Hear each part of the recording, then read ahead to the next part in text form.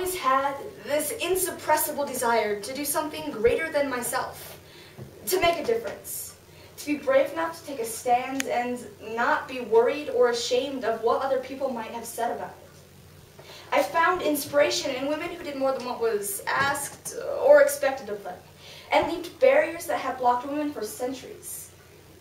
Because of them, I am compelled to speak out and do what I believe, no matter what others say. These women are my heroes, my superheroes. They all led inspiring lives and had important lessons to teach, although maybe not for the reasons you'd think. Margaret Tobin Brown, also known as the unsinkable Molly Brown. If you know anything about Molly Brown at all, you probably know that she survived the sinking of the Titanic in 1912, and that she had a musical written about her, and that Kathy Bates and Debbie Reynolds had played her on screen. There's a romantic ideal that pictures Molly as the strong survivor with the irrepressible spirit that has lived through generations. Molly Brown lived in Denver, Colorado, and helped found the Denver Women's Club. She worked for the juvenile courts where she believed that the delinquent should go through rehab rather than punishment.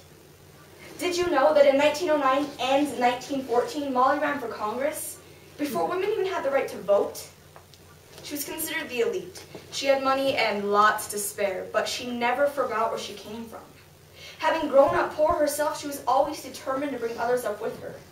In her home, she had 2 pianos. If she were paying for a lesson, she would take the lesson and 3 of her servants would sit down and take the lessons with her. She broke the barriers between the rich and the poor. While on the lifeboat traveling away from the Titanic, she insisted that they return and look for survivors in the water, and even went to the extent of threatening the life of the quartermaster when he refused to turn around. And then once on the rescue ship, the Carpathia, she made a list of all the survivors, radioed their family, and then proceeded to create a committee of other rich people to raise proceeds for the poor, destitute people aboard the sinking ship. By the time she had landed in New York City, she had raised close to $10,000 in pledges. She said, "It is not what you have, nor who you are, but what you are that counts." This was proved on the Titanic. In a time when the line between the classes was thick and definite, Molly Brown dared to smudge it. From Molly Brown, I learned my first lesson. It is not what you have, but what you are that counts. Imagine being blind and deaf for almost your entire life. Now, imagine overcoming this obstacle to become a teacher, activist, and author. Helen Keller was born in Tascoma, Alabama in 1880. At just 19 months old, a bout of sickness left her unable to see or hear. Helen's parents in 1886 contacted the Perkins Institute for the Blind, where they provided her with the teacher Annie Sullivan. Sullivan taught Helen how to understand things by writing in the palm of her hand. This I'm assuming you already know, as it's been well documented in the play and movie The Miracle Worker. But did you know that at the age of 16, Helen passed the admissions test for Radcliffe College? And while at college, she wrote the first volume of her autobiography, The Story of My Life. In 1904, having just graduated from college, she had mastered 5 different languages. And after college, she became an activist for a number of causes, including trade unionism, suffrage, birth control, and against child labor and capital punishment. In 1913, Helen's book Out of the Dark was published. She said, "I had always believed that we were masters of our fates, that we could mold our lives into any form we pleased. I had overcome blindness and deafness sufficiently to be happy, and I assumed that anyone could come out victorious if he threw himself violently into life's struggles. But as I went more and more about the country, I soon realized I had spoken with assurance on a subject I knew little about. I soon realized that the ability to rise within the world is not within the reach of everyone." Eventually, Helen decided to devote her time to raising funds for the American Foundation of the Blind. Helen Keller, despite her disabilities, became a powerful voice in the nation. She spent her life's work helping others and campaigning for the causes she believed in. Helen Keller, in spite of what other people thought, took her voice and her power and made something of it. From Helen Keller, I learned my second lesson. We have a responsibility to help others who may not have the same opportunities that we do. We have 2 lessons now. It is not what you have, but what you are that counts. Always remember to help others who are less fortunate than yourself. So, who's next? Lucille Ball, the queen of comedy. Surprised? You shouldn't be.